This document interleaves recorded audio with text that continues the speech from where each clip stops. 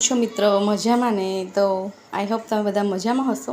તો આજે આપણે મલાઈ કોફતા બનાવવાના છે। મેં તમને પહેલાં એક ગ્રેવીની માસ્ટર ગ્રેવીની રેસીપી બતાવી હતી। તો એ ગ્રેવીનો ઉપયોગ કરીને આપણે મલાઈ કોફતા બનાવવાના છે। તો મલાઈ કોફતા કેવી રીતે બનાવવા તે જોઈ લઈએ। તો અમે બટાકા બાફીને છીણી લીધા છે ગ્રેટરથી, અને પનીર છે જે બે બટાકા છે, 100 ગ્રામ પનીર છે અને થોડા ધાણા કાપેલા છે। તો હવે બીજી ઇન્ગ્રેડિયન્ટ્સ આપણે એડ કરીશું। તો ચપટી જેટલો મરી પાવડર લઈશું, અડધી ચમચી જેટલો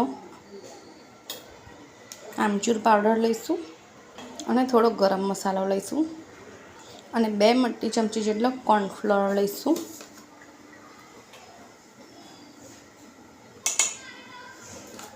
અને સ્વાદ અનુસાર મીઠું લઈશું। તો હવે બધી જ વસ્તુને મિક્સ કરીને આપણે કોફતા રેડી કરીશું।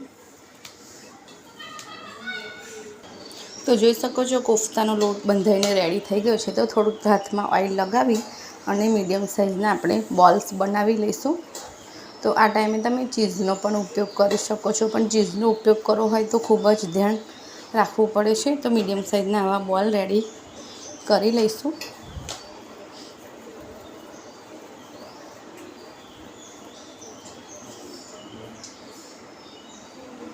તો કોફતા વળાઈને રેડી થઈ ગયા છે। તો હવે આપણે થોડો કોર્નફ્લોર છીડકી લઈશું એના પર।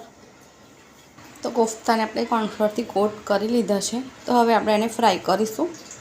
તો જોઈ શકો છો ઓઇલ ગરમ થઈ ગયું છે, અને મેં કોફતાને પણ કોર્નફ્લોરમાં થોડા રગદોળીને ગરમ ઓઇલમાં નાખી દીધા છે। તો હવે આપણે એને ગોલ્ડન બ્રાઉન થાય ત્યાં સુધી તળવાના છે। તો આને હલાવવામાં થોડું ધ્યાન રાખવું પડશે। તમે આમ હલાવશો તો કોફતું તમારું ફાટે પણ નહીં અને તૂટે પણ નહીં। તો મીડિયમ ગેસ પર આપણે કોફતાને તળી લઈશું। તો જોઈ શકો છો કોફતા આપણા ગોલ્ડન કલરના એકદમ સરસ થઈ ગયા છે, બિલકુલ ફાટ્યા વગર। તો આપણા કોફતા રેડી છે। તો કોફતા તળતી વખતે થોડું ધ્યાન રાખવાનું છે। કોફતાને કમ્પ્લીટલી કોટ કરવાનો છે કોર્નફ્લોરથી, અને એને છોડીને બિલકુલ જવાનું નથી। જ્યારે પણ તળીએ ત્યારે તેની પાસે જ ઊભું રહેવાનું છે। જો તમે સહેજ પણ આગળ પાછળ થશો તો કોફતા ફાટવાની શક્યતા રહે છે। એને કન્ટિન્યુ ગુલાબજાંબુની જેમ હલાવતા રહેવાનું છે, ધીરે ધીરે એકદમ હળવા હાથે। તો આપણા કોફતા રેડી છે। તો હવે કોફતાની ગ્રેવી બનાવીશું। તો તેના માટે મેં ઓઇલ મૂક્યું છે।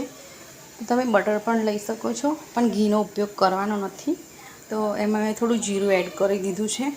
જીરું આપણું થોડું ગોલ્ડન બ્રાઉન થઈ જાય એટલે લસણની પેસ્ટ એડ કરવાની છે, જેને આપણે થોડી ગોલ્ડન બ્રાઉન થવા દેવાની છે। અને આ જ ટાઈમે આદુ મરચાંની પેસ્ટ પણ અડધી ચમચી જેટલી એડ કરવાની છે। તો તેને આપણે સરસ રીતે શાકવા દેવાની છે, અને થોડી ગોલ્ડન બ્રાઉન થાય ત્યાં સુધી એને સાંતળવાની છે। તો મારી ગ્રેવી જ્યાં સુધી મારું લસણ આદુ મરચાંની પેસ્ટ સતળાય છે દોસ્તો, ત્યાં સુધી તમે મારી ચેનલને જઈને લાઈક શેર અને સબસ્ક્રાઈબ કરી શકો છો।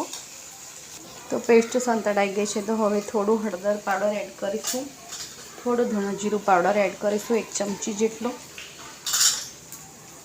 કિચન કિંગ મસાલો એડ કરીશું 1 ચમચી જેટલો, સ્વાદ અનુસાર મીઠું પણ એડ કરીશું, અને 1 થી 1.5 ચમચી જેટલું કાશ્મીરી લાલ મરચું પાવડર એડ કરીશું, અને બધું જ સરસ રીતે મિક્સ કરી લઈશું। અને હવે મેં જે ગ્રેવી રેડી કરી હતી, જે માસ્ટર ગ્રેવી, તો તે ગ્રેવી આપણે 2 ચમચા ભરીને એડ કરીશું, અને સારી રીતે એ બધું મિક્સ કરી લઈશું। તો તમે જોઈ શકો છો ગ્રેવીમાંથી તેલ પણ છૂટું પડી ગયું છે। તો ફક્ત 1 જ મિનિટમાં ગ્રેવીમાંથી ઓઇલ છૂટું પડી જાય છે। તો હવે આપણે એમાં પાણી એડ કરીશું જરૂર મુજબ। તો અહીં હું અડધો ગ્લાસ જેટલું પાણી એડ કરું છું। તો તમારે ગ્રેવી કેટલી જોઈએ છે એના પર પાણી એડ કરવાનું છે। તો હજુ પણ મને થોડી ગ્રેવી ગળી લાગે છે, તો હું હજુ પાણી એડ કરી દઈશ। તો મેં ટોટલ 1 ગ્લાસ જેટલું પાણી એડ કર્યું છે। અને ગ્રેવીમાં આપણે મીઠું એડ કર્યું ન હતું, એટલે હવે આપણે ટેસ્ટ સ્વાદ અનુસાર ચાખીને મીઠું એડ કરવાનું છે। તો મેં પહેલાં થોડું મીઠું એડ કર્યું હતું, એટલે અત્યારે મેં થોડું મીઠું બીજું એડ કર્યું છે। તો તમે જોઈ શકો છો આપણી ગ્રેવી કેટલી સરસ અને ફક્ત થોડીક જ મિનિટોમાં કોઈપણ સબ્જી બનીને રેડી થઈ ગઈ છે। તો માસ્ટર ગ્રેવી બનાવીને તમે સ્ટોર પણ કરી શકો છો, અને સ્ટોર કરીને ગમે ત્યારે પણ ગેસ્ટ આવી જાય ફટ દઈને, તો તમે ફટ દઈને કોઈપણ સબ્જી બનાવી શકો છો। તો 2 થી 5 મિનિટ સુધી એને ઉકળવા દઈશું। તો કોફતાની ગ્રેવીમાં 1 ચમચી જેટલી મેં ઘરની જ મલાઈ લીધી છે, અને કસૂરી મેથી એડ કરી છે। તો હવે બધું મસ્ત સરસ રીતે આપણે મિક્સ કરી લઈશું. તો આપણા કોફતાની ગ્રેવી રેડી છે. તો હવે આપણે આમાં કોફતા એડ કરી દઈશું અને સ્વાદ અનુસાર સુગર પણ એડ કરીશું. તો સુગર ઓપ્શનલ છે, તમે સ્કીપ પણ કરી શકો છો. તો હવે કોફતા એડ કરીને આપણે બધી જ ગ્રેવી અને કોફતા મિક્સ કરી લઈશું. તો આપણી એકદમ સરસ ટેમ્પિંગ અને સુપર ટેસ્ટી કોફતાની સબ્જી રેડી છે. તો તમે એને નાન સાથે કે લચ્છા પરાઠા કે બટર નાન સાથે કે પરાઠા સાથે કે રોટલી સાથે ખાઈ શકો છો. તો તમને મારી રેસીપી સારી લાગી હોય તો લાઈક, શેર અને સબસ્ક્રાઈબ જરૂરથી કરજો. તો મળીશું ફરીથી એક નવા યુનિક વિડીયો સાથે. Thank you.